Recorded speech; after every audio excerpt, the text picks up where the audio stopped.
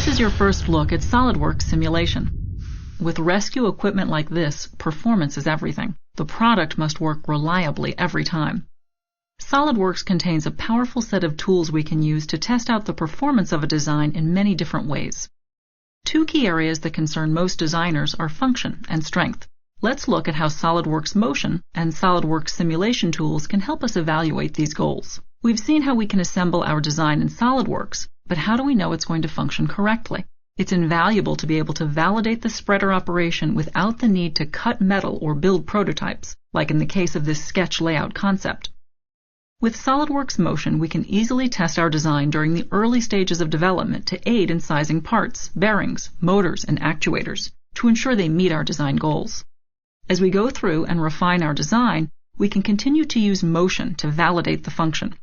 Here we have a test fixture to determine the piston force required at different jaw openings to meet a minimum spreader force requirement. In SolidWorks Motion, we need only apply an actuator to drive the piston through its range of movement, the desired spreader force on both blocks, and finally specify that the tips of the jaws and the blocks will contact. An accurate physics engine then calculates the resulting motion, forces, velocities, and accelerations. We can look at a wealth of engineering data such as the bearing loads on the pins, how quickly parts are traveling, and so on. With the built-in plotting tool, we can quickly show the required piston force with respect to the open position. We're even able to check the strength of selected parts in the mechanism over the entire range of motion.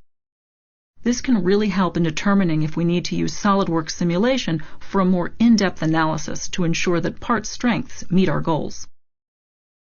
Let's now focus in more detail on the structural aspects of our design with SolidWorks Simulation. If we're concerned about parts failing, deflecting too much, or reducing weight, this is the tool for the job. Simulation can be used from the part level all the way up to the complete assembly to easily identify if the design will meet our needs. You set up the model just like you would when doing an experiment in the lab. We start by using fixtures to hold a part in place.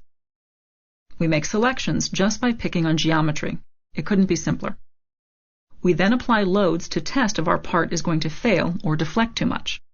Visual feedback on the screen makes it very easy to understand how we've set up our test.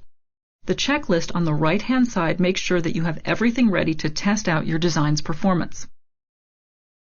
After the simulation has run, you get immediate visual feedback on how the part is trying to deflect, which is great to confirm the test is set up correctly.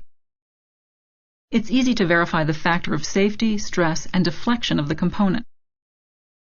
Simulation also allows you to look at many design variations very quickly with design studies. In this case, we want to optimize the pocket size to reduce the weight of the arms, but still ensure we meet the rigors of ripping open cars. The slider interface makes it incredibly easy to compare designs and find the right one to save the most weight. SolidWorks Simulation also enables us to look at the entire design and understand how load is transferred between parts, as well as where the critical areas of the design are located. In this instance, we're looking at the loads through the entire spreader. A force has been applied to the hydraulic piston and the tips of the arms are being held in place. We're even able to slice through the model to look at any internal sections. Results update dynamically for immediate feedback. With SolidWorks Simulation, you can even look at vibration, heat, material yield, durability, and many other types of tests. With SolidWorks Motion and SolidWorks Simulation, you can test your designs before you build them, cutting down on prototypes, helping to make sure it will work the first time, and reduce the time it takes to reach production. This has been your first look at SolidWorks Simulation. To learn more, contact your local SolidWorks reseller or explore our website for more information.